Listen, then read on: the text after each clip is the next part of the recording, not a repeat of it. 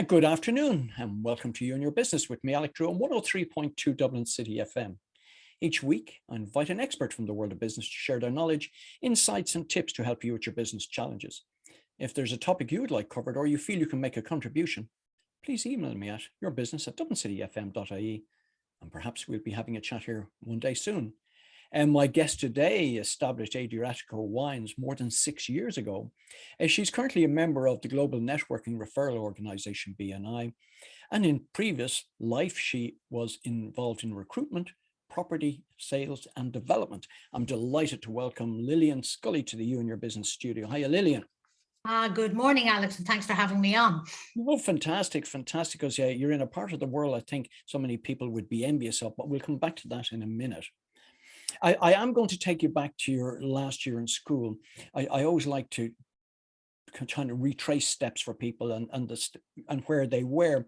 So were you the person who wanted to travel? Were you the person who wanted to get in and get some money in your pockets? Or were you the academic? Where were you in that part of your life?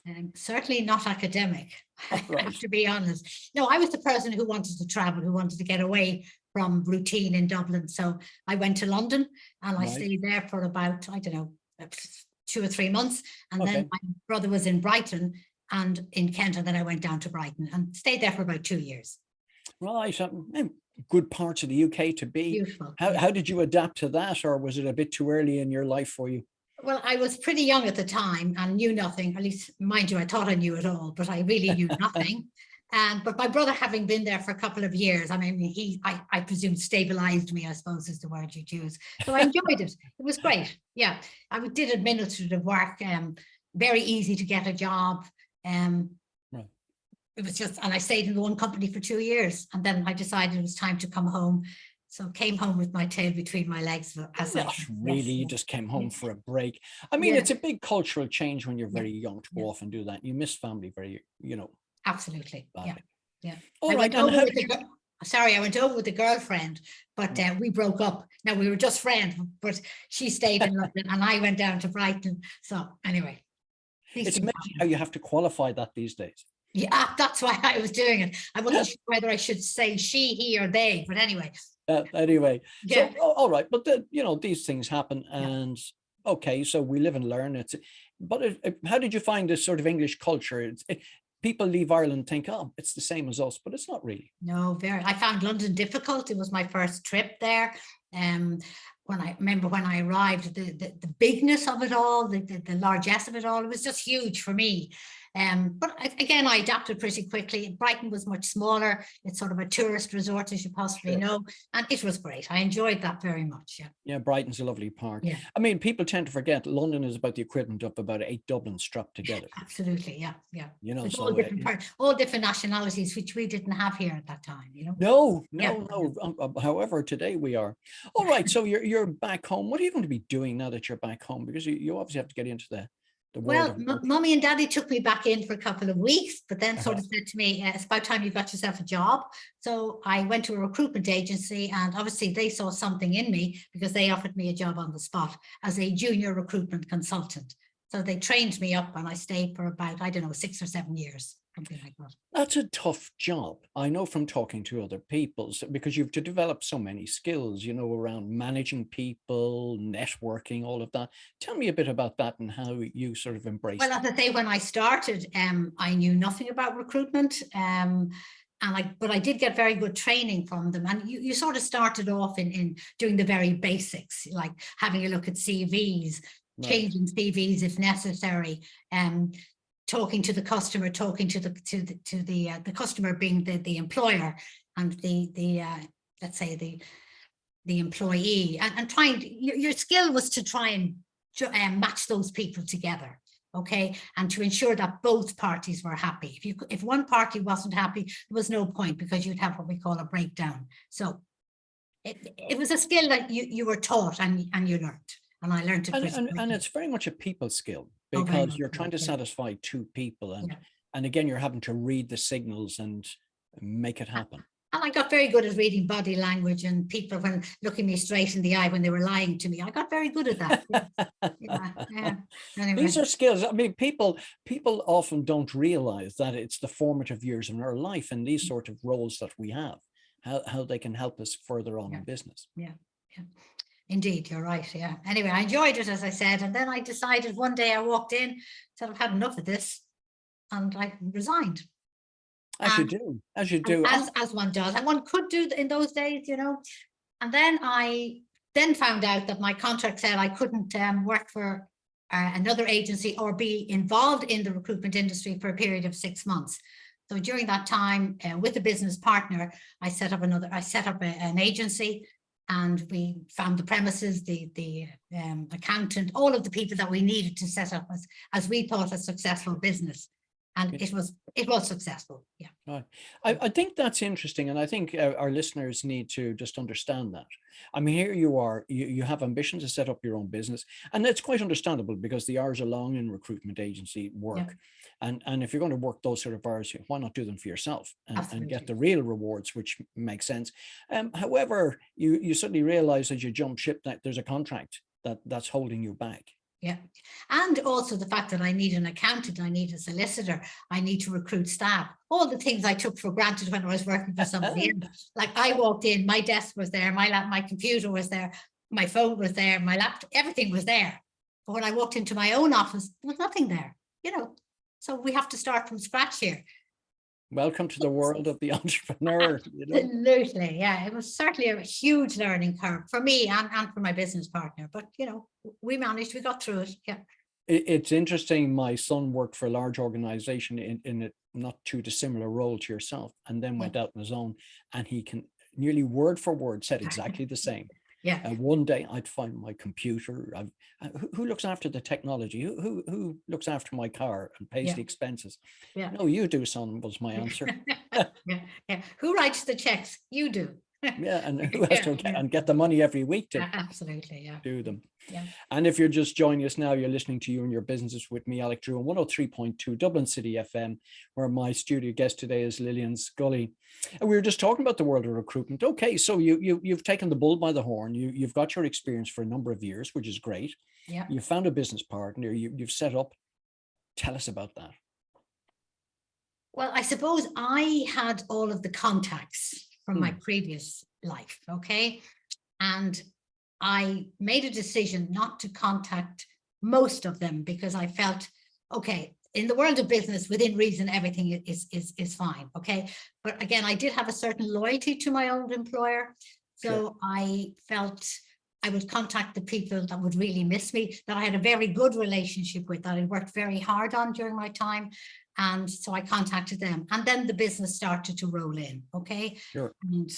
And my business partner, who would have been very good on the admin side, right. But also I was training her as a recruitment, or she could watch me when I was working. And, you know, she obviously learned very, very quickly, and she was very, very good at what she did. So she did the two roles, recruitment and the administrative side, i.e. the accounts. I'm no good at accounts. I don't want to know about accounts. Okay. All I want to know is that there's enough money to do what we need to do. But she took care of all of that. And I think we ended up with a staff of 4 or 5 people and the two of us. We were both equal directors. And as I said, it went very well for about, I don't know, 6, 7, 8 years. I'm never really sure about dates. Doesn't matter. We were then contacted by a company in Cork called Premier Recruitment, who wanted to establish themselves in Dublin. And they needed a small player. We were considered a very small player. So they bought us out over a period of 2 years. It was an earn-out situation. Sure. And we earned the money. And as I say, I took the money and ran, and my business partner stayed. And they're now Morgan McKinley, one of the big global recruiters. And she, you know, she's done very, very well there. Do I miss it? No. Will I ever go back to it? No. Did I love it at the time? Yes. Let me just go back over a couple of years, because you were in partnership. And what I'm gathering is you had a sort of a complementary type partnership, in the sense that you both had defined roles. Yes. I mean, while they may have crisscrossed, but that must have made life a lot easier for both of you. It did, yeah, because as I said, my business partner, Anne is her name, she did all of the administrative work, or most of them. Now, if she was on maternity leave or holidays or something like that, she had tried to train me up on doing it, and I could do the basics. But I really, when you're not interested in something, it's quite hard to do. We had a very strong temporary staff And we Right. had to do this, the wages or the salaries, depending on what it was. So I had to do that. Okay. But other than that, I just left everything for her when she came back.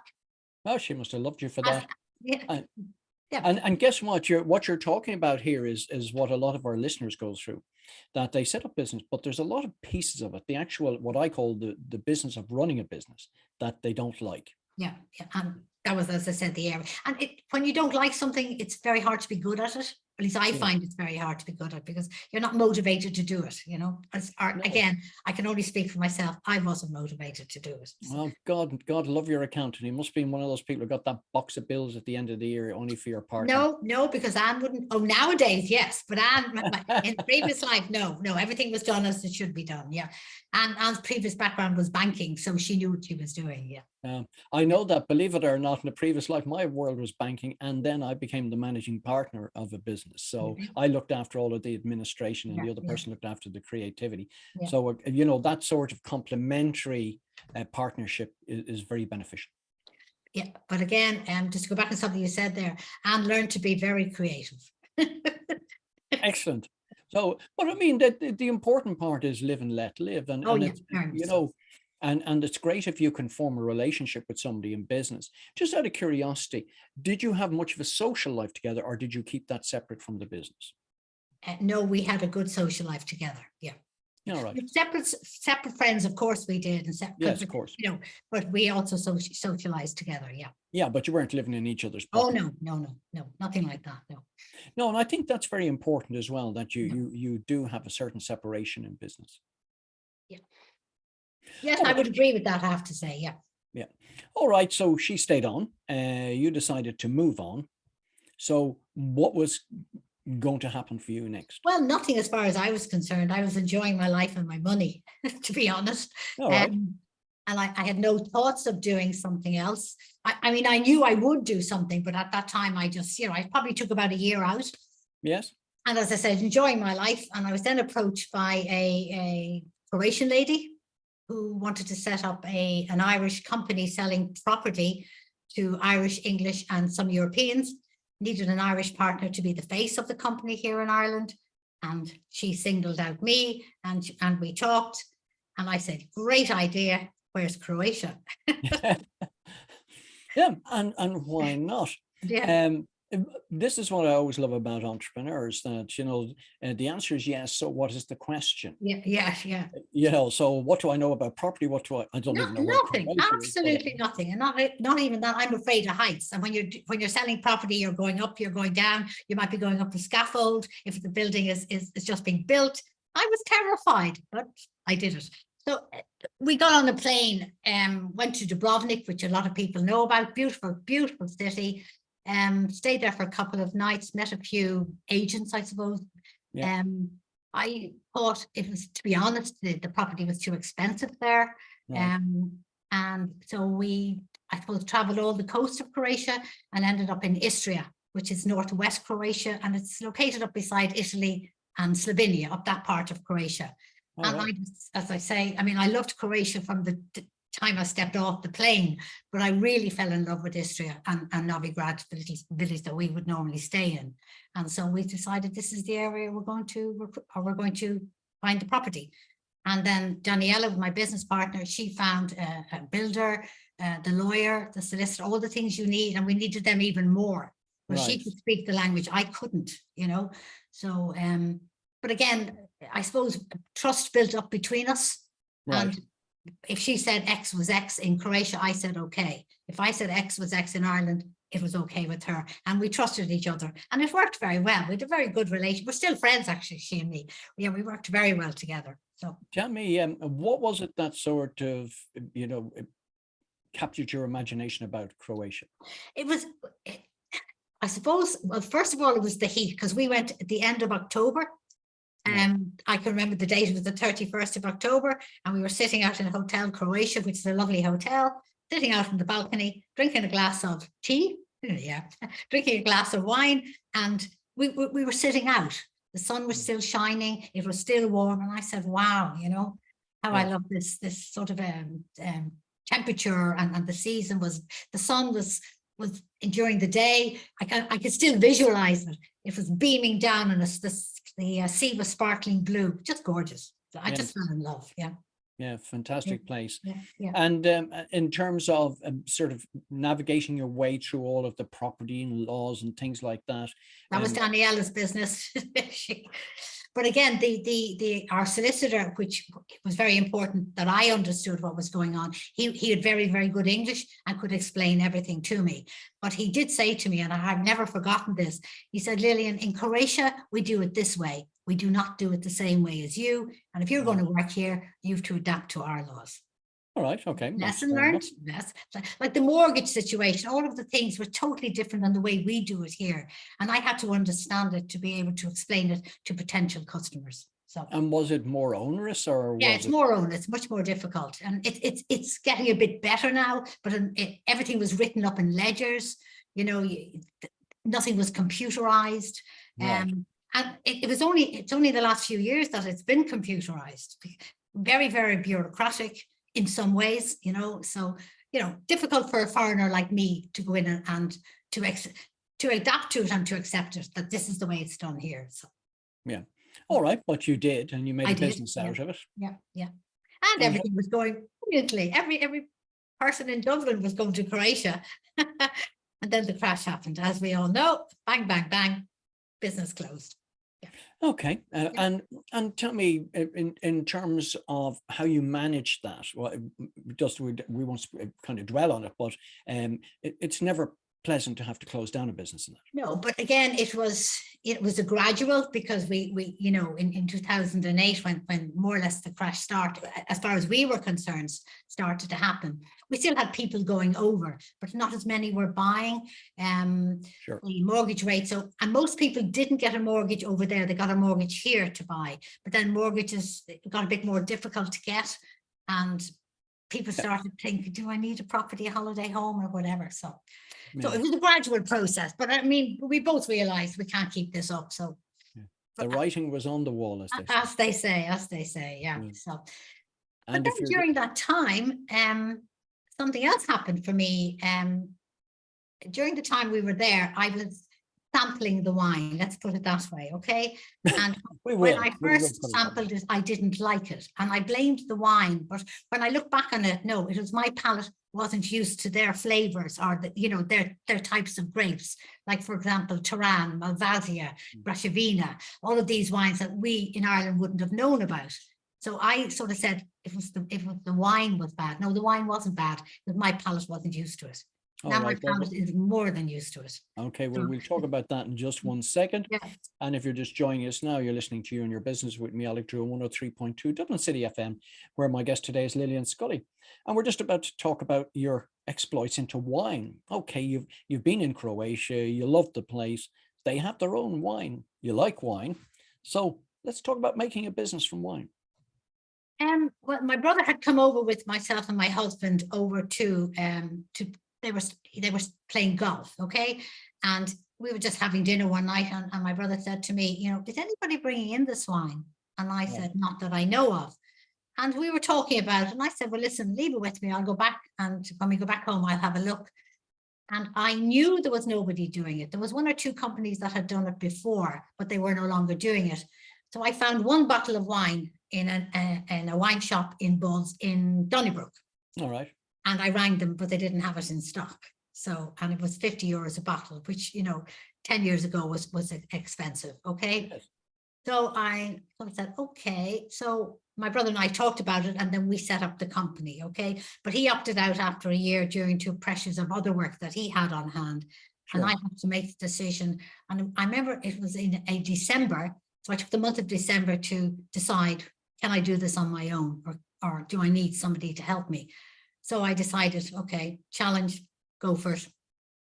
Yeah, well, you were just looking for reasons to go back to Croatia. And that is so true. I go back maybe 5-6 times a year. So always on the pretense of meeting my supplier. That's it. Oh, yeah, it's a business trip. It's a business trip. Yeah. Half and half. Yeah. Genuinely. Yeah. I mean, you've now sort of moved into a whole new world, and also we're into things like import duty on wines, putting in bonded warehouses, all sorts of things. Yeah. There's a sharp learning curve in that, I would presume. Huge learning curve. And again, I knew how to drink wine, but I didn't know anything about it. Didn't even know what tax was on the wine, you know, Sure. and then to import it, the cost of importing it, and you have to use a legalized entity to import it, or legal entity, I should say, to import it. Yes. So, you know, I made a few mistakes along the way. Don't make those same mistakes again. I mean, I don't mind making one mistake once, but don't repeat it, as they say.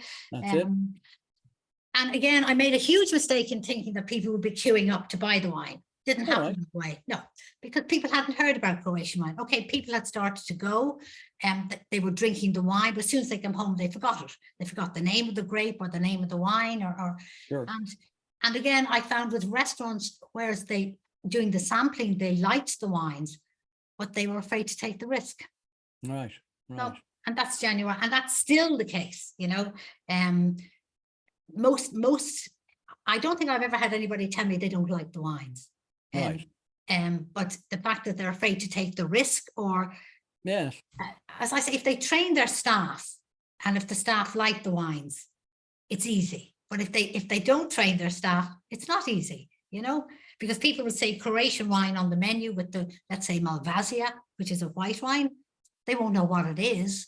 So unless you have somebody who's interested in promoting the wines, it'll sit on the shelf or sit on the menu or whatever. So I still have that problem. It's the old IBM syndrome. You remember that? Yeah. No, I won't try with something new because IBM, everybody knows it, even though it might be dear, antiquated, whatever. Yeah. Yeah, so you're dealing with that. And I think it's a very important lesson for a lot of people who sort of find something they have a passion for, find a product that's really top class, and then wonder why it's not selling. Yeah. Oh, as I say, I know why, but it took me a while to understand. And I do understand it from their point of view too, Alex. Yes. But, you know, if you're looking to add to your menu or to your wine list, you can't keep having the same things over and over again, because customers get bored, you know, and they want to try something different. But again, you need somebody who can get that across to them, you know, who can explain the wine to them, or at least maybe give them a little taste it, see what you think before you make up your mind, you know. And that is starting to happen. I mean, before COVID, I was in a lot of restaurants. You know, I found it difficult to get back into those restaurants since COVID ceased.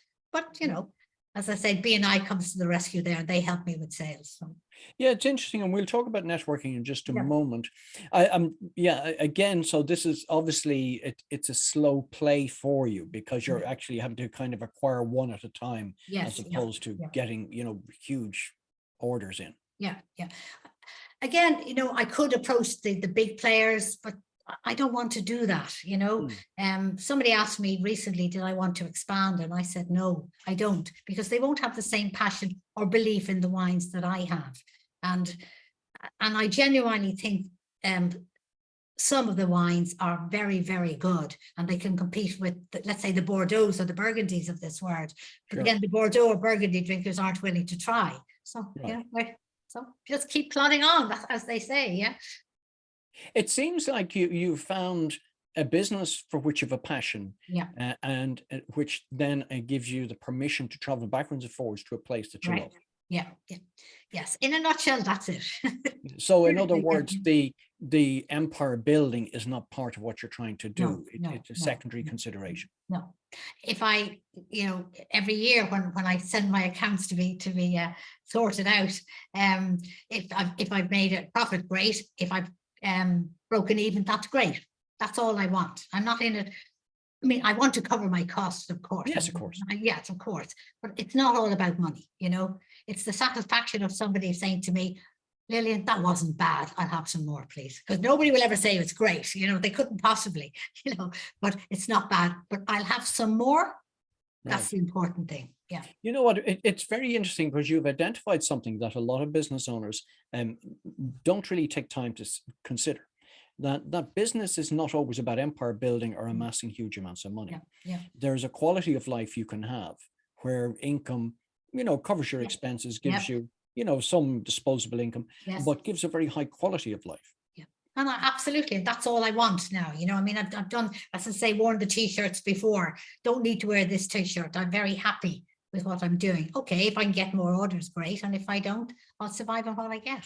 But I am breaking back in now to some of the restaurants. Sure. Something that I haven't mentioned, and I don't know if you're aware of it, is that I also have started to import Slovakian wines. Oh, didn't Yeah. know that. No, and it's only a recent thing. I'm actually doing a Zoom call tonight with the winery that I'm dealing with in Slovakia, and Sure. they're coming over here on the 6th of March. And I think it's not confirmed yet, but I'll be doing a tasting with them in the Slovakian embassy, which is here in Dublin. Okay. And but they only produce white wines, but all of their wines are gorgeous. That is the only word I can use, gorgeous. If you like white wine, it's absolutely gorgeous, and it's all at different price levels. So Yeah. I'm looking No, forward that's to that. fantastic. Yeah. No, it's great. I'm delighted about that. Yeah. Let's just talk. We've mentioned BNI because it's a networking group. I happen to be a member myself, All but right. obviously this has been integral for you from an international perspective. Yeah, I joined them. I was invited to join maybe, I don't know, more than four years ago. And I joined we call them chapters. As you know, we call them chapters. And again, I walked in there thinking, know nothing about this. I like people. People generally like me. So let's give it a go.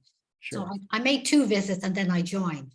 Again, I made the mistake of assuming everybody would want to buy from me. And it didn't happen that way. But again, I now understand why, because they have a saying in BNI: visibility, credibility, profitability. Yeah. And people didn't know who I was. So I come in here and say, my wine is the best in the world. They're saying, who are you? What wine are you talking about? I haven't tasted the wine. How can we believe you? And so over the following years, I've built up the credibility that what I say is true, and all you have to do is to taste it. And then again, as I say, the first order is easy. It's the second order and the third order. They're the important orders, because then I know you like the wine. You're not just trying it because I suggest you try it. And BNI has been very good to me, Alex, to be honest with you. During COVID, they kept me going. They kept me open, because everything was closed. Well, believe it or not, that's brought us to the end of the show. So can you tell people where they can find out more about you? Well, my website is www.adriatico.ie, but I suppose the best way to contact me is sales@adriatico.ie, or to phone me. My phone number is up there. And then I can go through with what you like, what your palate is used to, and how willing you are to try something different. Fantastic. What a great way to finish the show. Thanks you very much to our guest today, Liliane Scully. Thanks also to Sam on Sound. The podcast today's show will be available on dublincityfm.ie from tomorrow. Please remember to join me, Alec Drew, again next week at the same time, 1 o'clock, right here on 103.2 Dublin City FM for another edition of You and Your Business.